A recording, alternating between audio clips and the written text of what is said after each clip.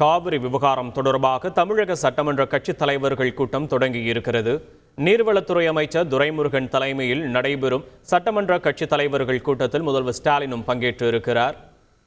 இது தொடர்பான விரிவான விவரங்களை செய்தியாளர் பாஸ்கர் வழங்க கேட்போம். பாஸ்கர், வணக்கம். இன்றைய கூட்டத்தில் என்ன மாதிரியான விஷயங்கள்லாம் விவாதிக்கப்பட இருக்கிறது பாஸ்கர்? இந்த கூட்டம் தொடர்பான விவரங்களை பதிவு பண்ணலாம். காவிரி நீரை, தமிழகத்துக்குரிய நீரை கிடைக்காததன் காரணமாக கர்நாடக அரசு தர மறுப்பதன் காரணமாக விவசாயிகளுக்கு ஏற்படக்கூடிய பாதிப்புகள் தொடர்பாக சட்டமன்ற கட்சி தலைவர்கள் எல்லாம் தமிழக முதலமைச்சரிடம் பல்வேறு கருத்துக்களை முன்வைப்பார்கள்.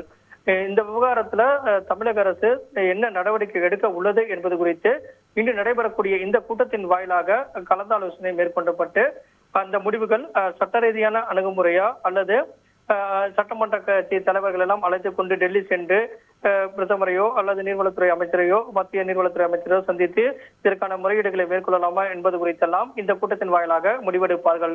அந்த வகையில காவிரி ஒழுங்காற்றுக்குழு பரிந்துரையின்படி தமிழகத்துக்கு தண்ணீர் திறந்துவிட முடியாது என்று கர்நாடக அரசு திட்டவட்டமாக தெரிவித்துள்ள நிலையில தமிழக முதலமைச்சர் ஏற்கனவே கண்டனம் தெரிவித்திருக்கிறார்.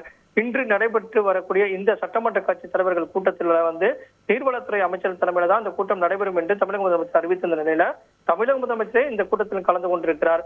இந்த கூட்டத்தில் நீர்வளத்துறை செயலாளர், அதே போல சட்ட வல்லுநர்கள், அதிமுக சார்பாக S P Velumani, OS Manian, Congress கட்சியின் சார்பாக செல்வ பெருந்தகை, பாமக GK மணி, மனிதநேய மக்கள் கட்சி சார்பாக ஜவாஹிருல்லா, கொங்கு ஈஸ்வரன், அதே போல வேல்முருகன், பாஜக சார்பாக கருநாகராஜன், கருப்பு முருகானந்தம் உள்ளிட்டவர்களும் பங்கேற்றிருக்கிறார்கள்.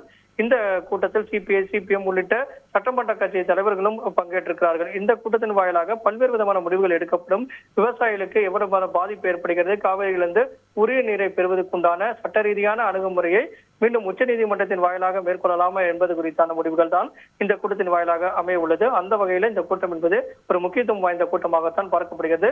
சட்டமன்ற கட்சி தலைவர் அனைவருமே ஒரு 10 நிமிடம் இந்த விவகாரம் தொடர்பாக, காவிரி விவகாரம் தொடர்பாக பேசுவார்கள். அந்த கருத்துக்கள் அடிப்படையில இறுதியாக ஒரு தீர்மானம் நிறைவேற்றப்படும். அந்த தீர்மானத்தின் அடிப்படையில் தான் தமிழக அரசினுடைய அடுத்த கட்ட நடவடிக்கைகள் அமைய உள்ளது.